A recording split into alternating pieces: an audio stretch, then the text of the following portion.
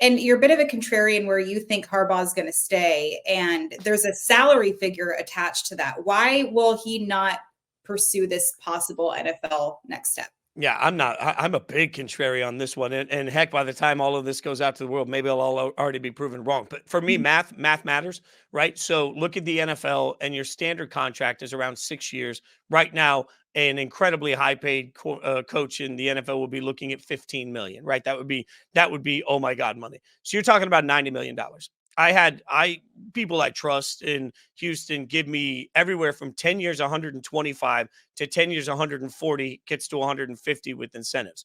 So you're telling me that a family man with 7 kids that lives in Ann Arbor, Michigan is going to move somewhere where he has less years of security, and in order to do that, he's going to leave roughly $50 million on the table? Like, I can't find that math. So he hires an NFL agent because that makes a ton of sense. You want to make sure. I mean, what have we seen since Saban got fired or whatever, mutually parted ways? Since Saban and Alabama mutually parted ways, every coach that's worth anything in college football has gotten a massive raise. So now if you're Harbaugh, you look around and say, okay, if Mike Norvell down at Florida State's worth 10 million, I'd like to see that number get up to 18 million for me here. And Michigan's going to do it if they have to, because they don't want to start this whole process over. So I think he's using all of this as leverage to get a lifetime deal essentially with Michigan.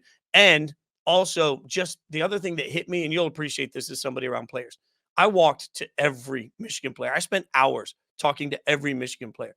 I couldn't find a single player that wasn't referring to their coach in some sort of martyr godlike status. I mean, it was astounding to see one player just, I didn't even say anything about Harbaugh, and he started yelling. They tried to take our coach while we were on the plane to Penn State.